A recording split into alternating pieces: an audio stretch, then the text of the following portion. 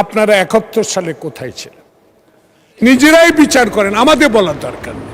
ইসলাম নিয়ে কথা বলা তো দরকার নাই। মিলন একটু আগে যে কথাটা বলেছে সে কথা দিয়ে আমি যেতে চাই না, তর্ক উত্থাপন করে সংসদকে উত্তপ্ত করতে চাই না। শুধু একটা বলতে চাই, নিজের কথা নিজেরাই বিচার করেন, আপনারা 71 সালে কোথায় ছিলেন? নিজেরাই বিচার করেন, আমাদের বলার দরকার নেই। আপনি একটু তাকান মিরপুরের শহীদ বুদ্ধিজীবী কবরস্থানের দিকে।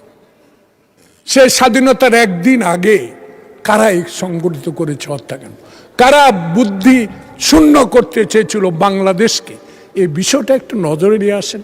আপনারা একটু দেখেন, আমরা যখন শহীদ প্রেসিডেন্ট জিয়াউর কণ্ঠে রেডিওতে যুদ্ধের আহ্বান শুনেছি, ঘোষণা শুনেছি, আমরা তখন এই দলও ছিল না, এই দলের সদস্যও ছিলাম না। আমরা সেদিন বিশ্ববিদ্যালয় থেকে বেরিয়ে সেদিন স্বাধীনতা যুদ্ধে অংশগ্রহণ করেছি। আজকে আপনাদের দল অনেক মুক্তিযোদ্ধা আছে, কয়েকজন মুক্তিযুদ্ধ বক্তব্য দিয়েছেন, সেখানে তো আপনি মুক্তিযোদ্ধাদের ভাতা বাড়াবার জন্য কথাটা বলেন। ভাতা শহীদ যারা আজকে আমাদের জুলাই বিপ্লবে শহীদ হয়েছে, যারা আহত হয়েছে, তাদের অবশ্যই আমরা স্মরণ করব, কিন্তু 71কে ভোলা যাবে না।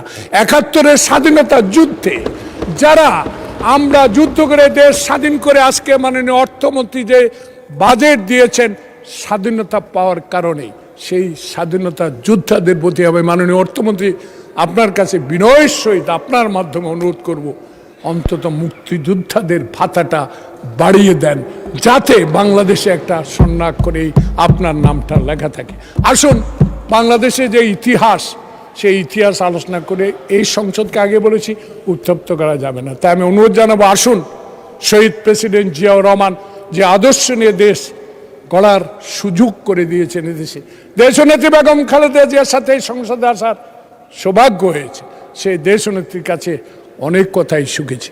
যেদিন এই চেয়ার থেকে আমার নেতা শহীদ প্রেসিডেন্ট জিয়া, খালেদা জিয়া প্রধান বিরোধী দলের নেতা সেখানে উপস্থিত ছিলেন, এই নেত্রী স্লিপ দিয়ে সংসদ সদস্যদেরকে বলে দিত, এটা বলো আজকে 4.5 মাসে একটা প্রমাণ দিতে পারবেন আজকের সংসদে নেতা কোন এমপিকে আমাদের দলীয় স্লিপ দিয়ে বলেছে এটা বলো। তাহলে এটাই প্রমাণ হয় বাংলাদেশে গণতন্ত্রের জন্য লড়াই করেছেন শহীদ প্রেসিডেন্ট জিয়াউর রহমান।